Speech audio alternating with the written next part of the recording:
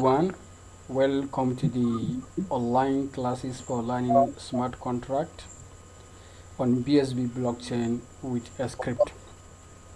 So in our previous week, we have discussed on built-in functions where we talk on the global functions. So by this week, we are going to discuss on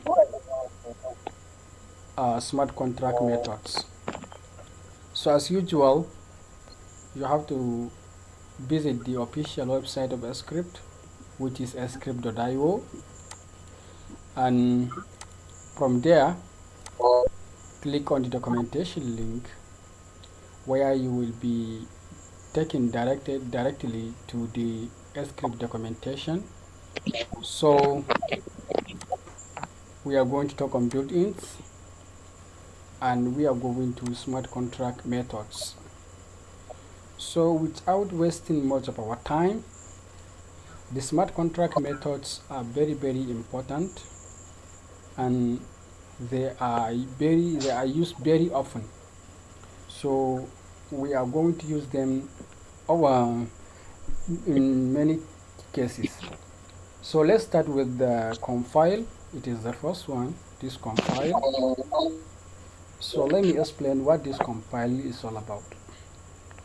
So the function compile, it is the one that compiles the contract and it returns any transpile error if compiling fails. So if compilation fails, it will return an error.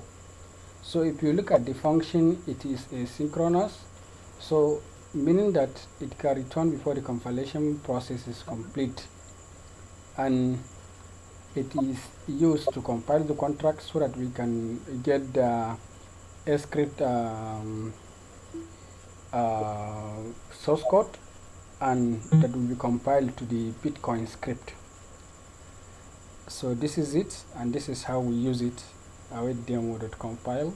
So in recent update, we don't usually use to compile the contract ourselves, so we will just use to load the artifact. So let me continue with the script size. So the script size is another smart contract methods, and it is very important. So the function returns the byte length of the contract locking script. So the contract locking script is a script that is associated with the output of a transaction that is used to create a contract. So it is a script that must be satisfied in order to spend the output. And this script size is very useful in estimating the cost of deploying a contract. So the cost of deploying a contract is proportional to the size of the contract locking script. So let me show you a working example of how to get the script size of a contract. So let me go back to, let me share my VS Code. So can you see the VS Code now? Hello? Yes, sir. Okay, so this is a simple contract. It is a contract that added two numbers, and it is very straightforward, and you are familiar with this contract.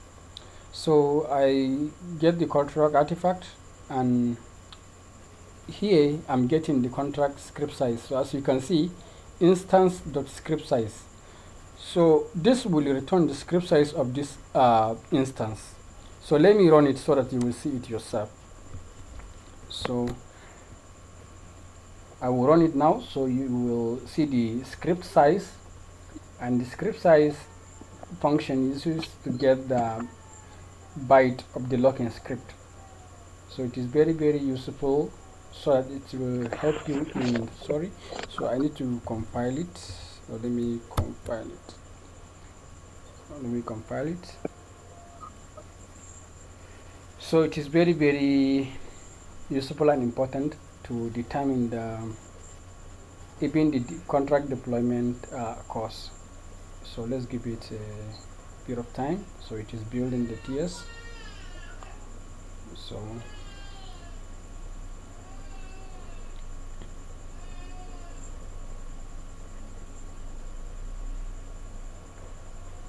So great. So as you can see now, I compile my contract. Let me clear it. So let me run it again. So you will see this script size, the size of this contract. So let me go through the contract again. So this is the contract. Very simple. So as you can see here, the size is 13 byte. It's 13. So this is it. This console log instant the script size, and this is the script size 13. So this is an example of how we get a script size. So by getting this script size, we can easily calculate the cost of deploying the contract on chain. So let me go back to my browser. Let me share my browser. So in the browser, let's move to the third one. So it is load artifact, and this load artifact is a function that load the contract artifact file. So it is used to load the contract artifact file from the artifact directory. So it is a JSON file that contains the information about the contract, such as its ABI, bytecode, and deployed address. So the load artifact function can be used in many ways, or I can say in two ways precisely. We can use the load artifact method with no parameter. So as you can see here, the load artifact, we can use it without any parameter, as the example I show you before. I write demo.load artifact without anything passed to the parameter. So but let me re-explain it again. Let me share the VS Code back so that you will see how it actually works. So this is a load artifact here. So await demo.load artifact. As you can see, I didn't pass anything here. So this is the function with no parameter. There is no any parameter here. So since there is no any parameter here, it will automatically come to this directory, artifact file, and it will come and get this demos.json file. So this is JSON file that it will get in order to process the contract. So, and I can also write the file part, the part of the file of my JSON file inside this function. So I can write it here. So I can write the file path and whatsoever here. So this is how you can use load artifact with no parameter. Let me show you the one with parameter and an example with parameter so that you will understand it better. Let me go back to my browser and show you how it is. So if I want to use it with parameter, as you can see, so I will just write my instance.load artifact, then the file path. As you can see, this variable artifact is the part of this artifact JSON file. So this is the artifact with parameter. So, and it is also very important, since you will be using it during testing, anything, even during the deployment of the contract. Even in the front end, you must load the artifact so that you can use with the contract. So the next one is checkseek. So this checkseek function, it is also very important, and this checkseek function verifies an ECDSA signature. ECDSA means elective cap digital signature algorithm. Then it takes two inputs, an ECDSA signature and a public key. So it returns true if the signature matches the public key and false otherwise. So EDSA is a digital signature algorithm that you use in the Bitcoin blockchain. So it works by using a private key to generate the signature for a piece of data. Then the public key can be used to verify the signature. So let me show you a simple example below that you will see how it works. So this is a simple paid public key hash contract. So as you can see here, this function, this.checkseek, take two parameters. The first parameter is the signature, and the third one is the public method and the public key. So this public key and the signature are the parameters that you will pass to this function. And if the function returns true, the signature is valid, then the public method will succeed. Otherwise, it will fail. So the next one is check multisig. This check multisig is used to check multiple signature. The first one, check sig, used to check single signature. So this one is used to check multiple signature. So the check multisig function is it verifies an array. Since it is more than one, it is an array of signature and public key. And it also takes to input the array of the signature and the array of the public key. And it also return true if the signature is valid, and otherwise it will return false.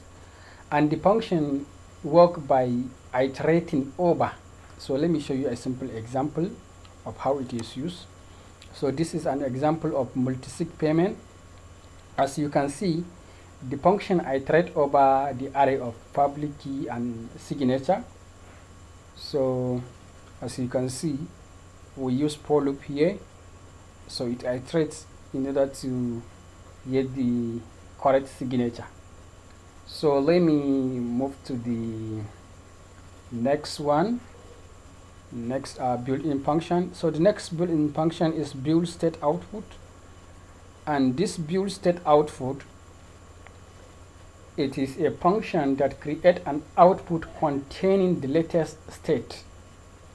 So as you can see on the screen, it is containing the latest state and store the number of satoshis in the output.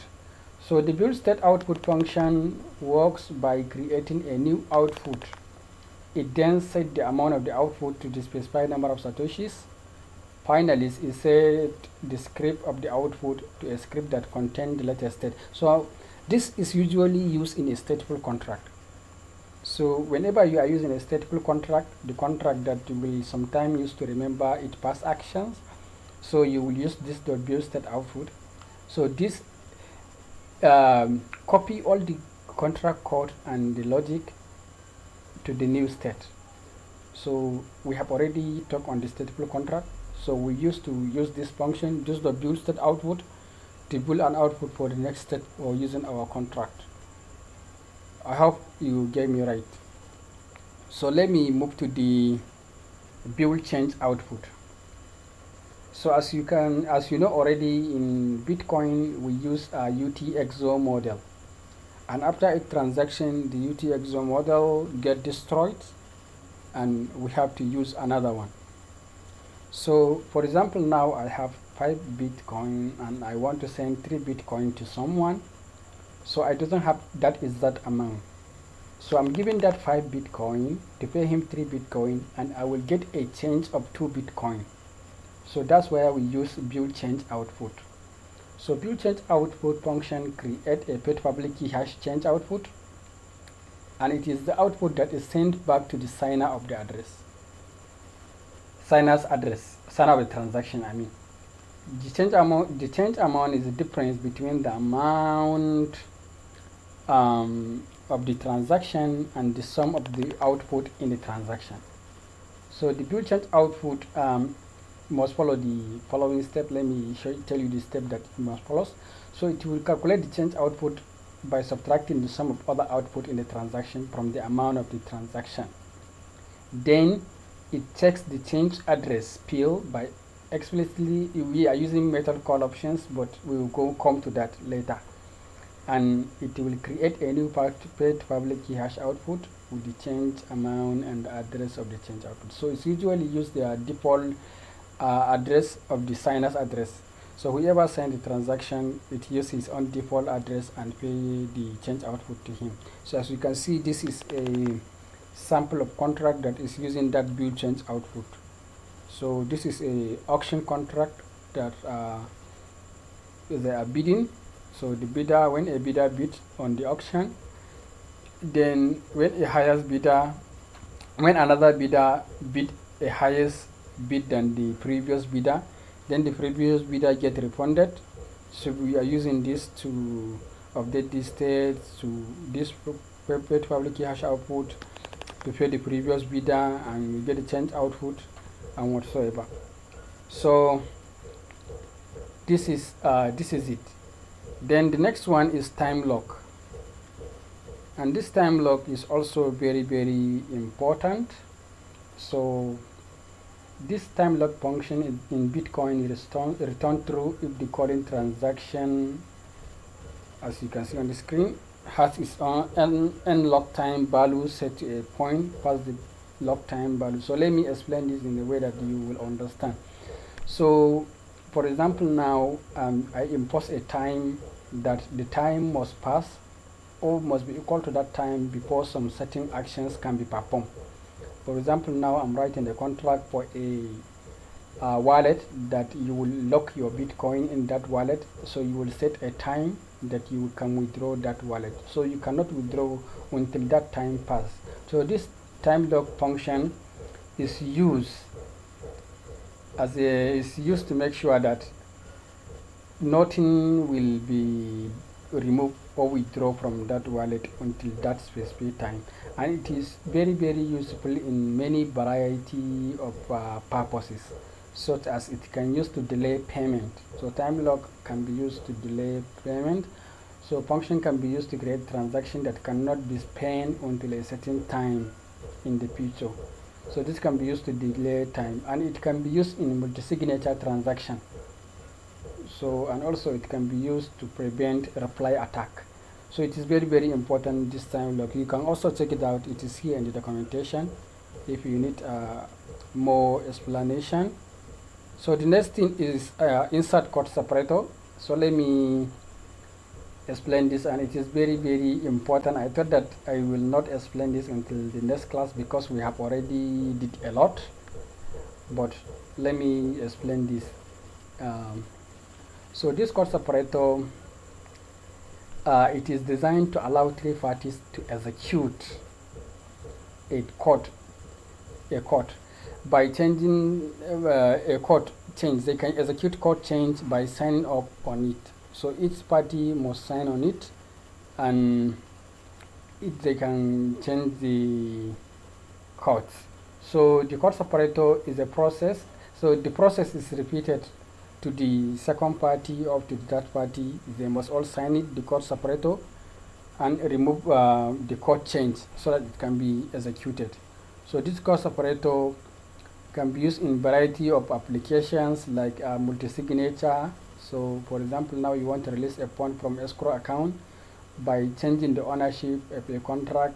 So the code separator ensure that all three parties must ensure. Let me show you a simple example here. So in this example, as you can see, the example has a method or lock. So the method, what the method does here is check that the public key of the first party matches the address of the first party, as you can see, and also insert the code separator, and also check the signature of the first party is valid. So it's used to repeat these processes. So maybe I will explain this in more detail maybe in the next class, since there is a lot of built-in functions. So I think if you have any question, you can ask so that we'll explain. So I think we will stop here. If you have any question, please ask. Let's move to the question and answer section.